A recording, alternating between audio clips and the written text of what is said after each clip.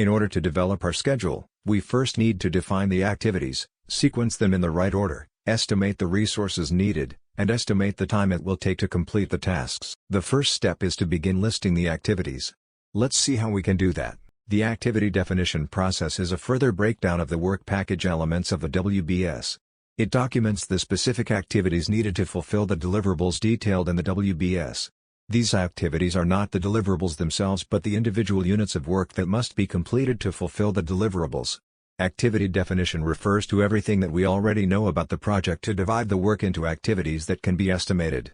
You might want to look at all the lessons learned from similar projects your company has done to get a good idea of what you need to do on the current one. Expert judgment in the form of project team members with prior experience developing project scope statements in WBS can help you define activities. If you are asked to manage a project in a new domain, you might also use experts in that particular field to help define tasks so you can understand what activities are going to be involved. You may wish to create an activity list and have an expert review it and suggest changes.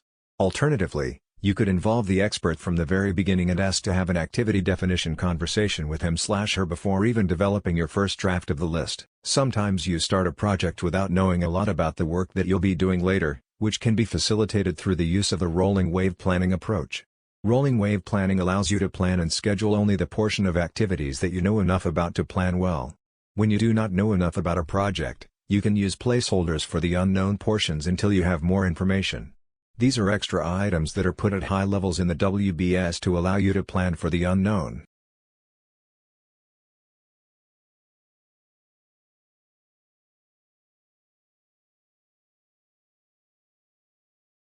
The most common kind of predecessor is the finish to start. It means that one task needs to be completed before another one can start.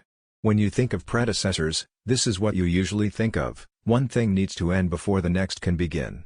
It's called finish to start as the first activity's finish leads into the second activity's start. The start to start predecessor is a little less common, but sometimes you need to coordinate activities so that they both start at the same time, whereas the finish to finish predecessor shows activities that finish at the same time. It is possible to have start to finish (SF) predecessors. This happens when activities require that another task be started before the successor task can finish. In addition, there are some particular types of predecessors that must be considered. External predecessors: sometimes your project will depend on things outside the work you are doing. Discretionary predecessors: these are usually process or procedure-driven or best practice techniques based on past experience. Mandatory predecessors are the kinds that have to exist just because of the nature of the work. Leads and lags: sometimes your project will depend on things outside the scope of the work you're doing. Lag time is when you purposefully place a delay between the predecessor task and the successor, whereas lead time is when you give a successor task some time to get started before the predecessor finishes.